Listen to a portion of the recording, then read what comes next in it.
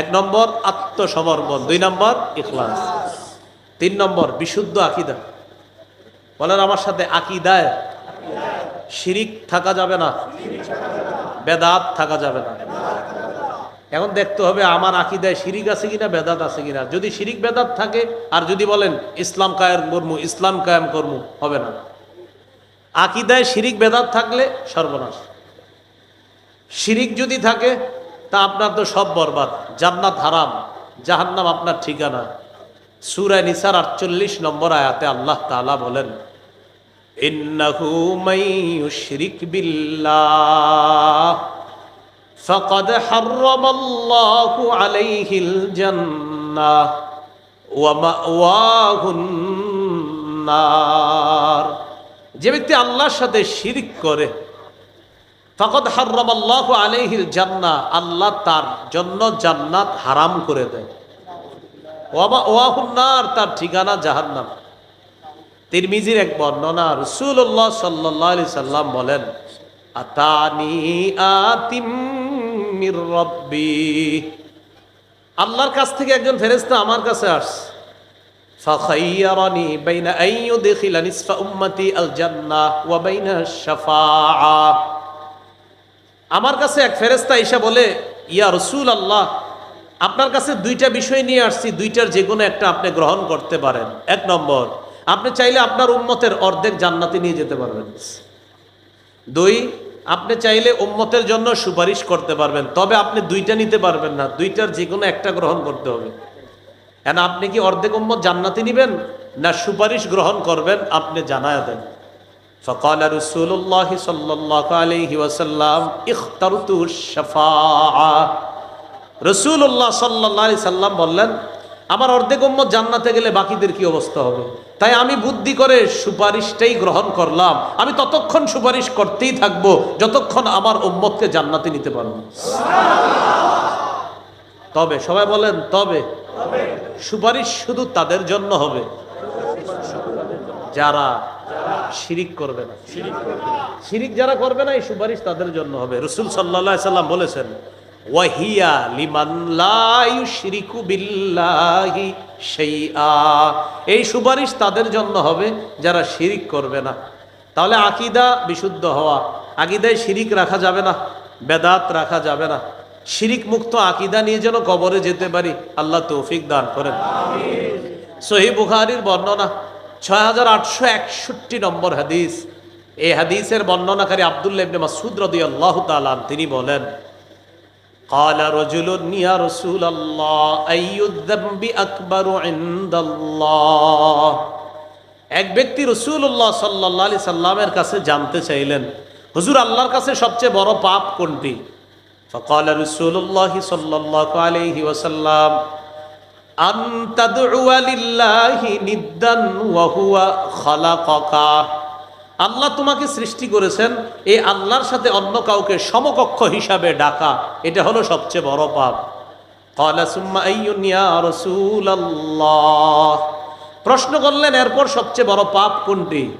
ফাকালা রাসূলুল্লাহ সাল্লাল্লাহু আলাইহি ওয়াসাল্লাম আন তাকতুলা ওয়ালাদাকা মাখাফাতা আন ইয়াতআমা মাআক। এরপর সবচেয়ে বড় অপরাধ, তুমি তোমার সন্তানকে এই ভয়ে হত্যা করা যে সন্তান তোমার খাদ্যে অংশগ্রহণ করবে, এই ভয়ে সন্তানকে হত্যা করা। সন্তান প্লেটে খাবে, এই ভয়ে সন্তানকে হত্যা করা। এরকম হত্যাকাণ্ড এই এলাকায় ঘটে না, কিন্তু পৃথিবীতে ঘটে। এলাকা না ঘটলেও কোথায় ঘটে বলেন? পৃথিবীতে। কিভাবে ঘটে? এক সন্তান নেওয়ার পর 10 বছর আর সন্তান হয় না, 5 বছর সন্তান হয় না। কেন? কয় কে খাওয়াবে। তো এই জাতীয় মানসিকতা তো এইদিকে নাই, আমি ভাবছি নাই। তো এই যে এক সন্তান হয়, হওয়ার পরে আবার লম্বা সময় 5 বছর 7 বছর সন্তান হয় না। কেন হয় না? কে খাওয়াবে? আল্লাহ তাআলা বলেন, ওয়ালা তাকতুলু আওলাদাকুম খাশিয়াতা ইমলাক। সূরা বনী ইসরাঈলের 32 নম্বর আয়াত আল্লাহ তাআলা বলেন, ওয়ালা তাকতুলু আওলাদাকুম খাশিয়াতা ইমলাক। সূরা বনী ইসরাঈলের 33, 34 এই আয়াতগুলা, 32, 33, 34 আয়াতগুলাতে অনেকগুলা নিষেধাজ্ঞা আছে। এর মধ্যে একটা, লা তাকতুলু আওলাদাকুম খাশিয়াতা ইমলাক, দারিদ্রতার ভয়ে তোমাদের সন্তানকে তোমরা হত্যা করো না। এখন বলেন, এই যে অনেক মানুষ আর সন্তান নেয় না কেন? কই কে খাওয়াবে? আল্লাহ তাআলা বলেন নাহনু নারযুকুকুম ওয়া ইয়্যাহুম। আর ৭ পারায় বলছে নাহনু নারযুকুকুম ওয়া ইয়্যাহুম, তোমাদেরকেও আমি খাওয়াই, তাদেরকেও আমি খাওয়াই। বলেন বাপরে কে খাওয়ায়? সন্তানকে কে খাওয়াবে? তো এক জায়গায় বলছে নাহনু নারযুকুহুম ওয়া ইয়্যাকুম, সন্তানদেরকেও আমি রিজিক দেই, তোমাদেরকেও আমি রিজিক দেই। আরেক জায়গায় বলছে নাহনু নারযুকুকুম, তোমরা যারা বাবা তোমাদেরকেও আমি রিজিক দেই, ওয়া ইয়্যাহুম, সন্তানদেরকেও আমি রিজিক দেই। ক্বালা সুম্মা আইয়ুন ইয়া রাসূলুল্লাহ, হুজুর এরপর সবচেয়ে বড় পাপ কোনটি? ক্বালা আন তুজানি হালিলাতা জারিকা, তুমি তোমার প্রতিবেশীর স্ত্রীর সাথে ব্যভিচার করা এরপর সবচেয়ে বড় পাপ। প্রতিবেশীর স্ত্রীর সাথে ব্যভিচার করা, প্রতিবেশীর স্ত্রী এলাকায় আমানত, তার দিকে খারাপ দৃষ্টি না দেওয়া প্রতিটা মুসলমান যুবক ছোট বড় সবার দায়িত্ব কর্তব্য। এই এলাকার একটা অন্যের স্ত্রী, তার দিকে যেন কেউ খারাপ দৃষ্টি না দেয়, এটা ছিল এলাকাবাসীর দায়িত্ব কর্তব্য। কিন্তু স্বামীর অনুপস্থিতিতে ছলে বলে কৌশলে ফুসলি একটা নারীর সাথে আপনি অপকর্মে লিপ্ত হলেন, আর সে যদি প্রতিবেশী হয়, রাসূলুল্লাহ সাল্লাল্লাহু আলাইহি সাল্লাম বলেন কিয়ামতের ময়দানে দাগি দাগি অপরাধীদের মধ্যে তাকেও দাঁড় করানো হবে। নাউজুবিল্লাহ। তো এর মধ্যে ১ নাম্বার শিরিক করা, মুশরিক সবচেয়ে বড় দাগি, প্রধান আসামি হিসাবে দাঁড় করানো হবে কিয়ামতের মাঠে। আল্লাহ শিরকি কথা কর্ম আকীদা থেকে আমাদেরকে হেফাজত করেন। তাহলে আমরা শিরিক করব না, শিরকি কথা বলবো না, শিরকি আকীদা রাখবো না। এরপরে আরেকটা হলো বেদাত। কি বলেন তো? বেদাত।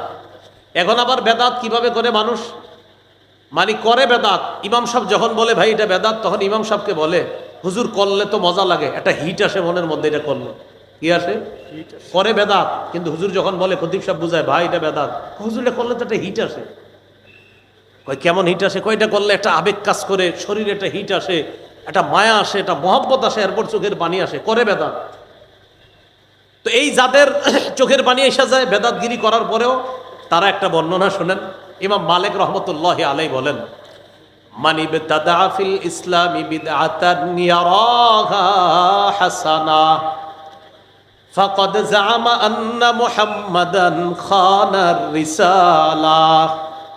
যে ব্যক্তি বেদাতি কর্মকাণ্ড করে আর এটাকে যদি সে উত্তম মনে করে, ভালো মনে করে, কোন ব্যক্তি একটা বেদাতি কাজ করলো আর এটাকে যদি সে ভালো মনে করে, সে কেমন যেন আল্লাহ রসুলের দায়িত্ব পালনের উপরে সে অভিযোগ তুলে বলতে চায় যে নবী মুহাম্মদ সাল্লাল্লাহু আলাইহি সাল্লাম তার নবুয়তের দায়িত্ব পালনে ত্রুটি করে রেখেছে। এই জন্য উনি আসছে এটারে পূর্ণ করতে। কেউ যদি বেদাতকে মনে করে আমি একটা ভালো কাজ করছি, ইমাম মালিক বলেন সে কেমন যেন এই দাবি করতে চায় যে মুহাম্মদ সাল্লাল্লাহু আলাইহি সাল্লাম তার দায়িত্ব পরিপূর্ণ করে রেখে যেতে পারে নাই, তাই হযরতে আসছে এটা নতুন করে পরিপূর্ণ করতে। এই কথা বইলা লাখ লাখ মানুষের সামনে বলে কি বলেন ঠিক কিনা? তো জনগণ কয় হ ঠিক, সাপ্লাই দেয় মাইকে বৈশা, আর জনগণকে বলে কি বলেন ঠিক কিনা? তো সবাই কয় ঠিক। কয় বেদাতি কথা। আর বলে কি? কয় অমুকরা বলে এটার নাকি দলিল লাগে, তো সবাই সামনে যারা এদেরকে বলে কয় বলেন এসবের কি দলিল লাগে? তো সামনে যারা থাকে হেরাও কয় না। তো উনি আবার বলে ঠিক কিনা? তো সবাই কয় ঠিক। বেদাত কথা বলে, বেদাত কাজ করে, আর দেখবেন আমাদের মতো কারো কারো নাম নিয়ে গালিও দিয়ে হতে পারে, দিতে পারে। তো এরকম দিয়ে বলে কি বলেন এগুলাতে কি দলিল লাগে? অমুকে খালি দলিল দেয়, এগুলাতে কি দলিল লাগে? এটা বইলা সে বেদাত সাপ্লাই দেয় আর বুঝাইতে চায় যে এই বেদাতটা এটা কোনো সমস্যা না। ইমাম মালিক বলেন তুমি আল্লাহ রসুলের দায়িত্বের উপরে তুমি অভিযোগ তুললা যারা এই জাতীয় বেদাতগিরি করে। আল্লাহ আমাদেরকে হেফাজত করেন। বেদাতি কর্মকাণ্ডের ব্যাপারে রাসূলুল্লাহ সাল্লাল্লাহু আলাইহি সাল্লাম হাদিস থেকে আমাদেরকে বেদাত শিখিয়ে দেয়। সহিহ বুখারীর 2697 নম্বর হাদিস। হাদিসের বর্ণনাকারী আম্মাজান আয়েশা সিদ্দিকা রাদিয়াল্লাহু তাআলা আনহা। রাসূলুল্লাহ সাল্লাল্লাহু আলাইহি ওয়াসাল্লাম বলেন মান আহদাসা ফি আমরিনা হাদা মা লাইসা ফিহি ফাহুয়া রাদ্দুন।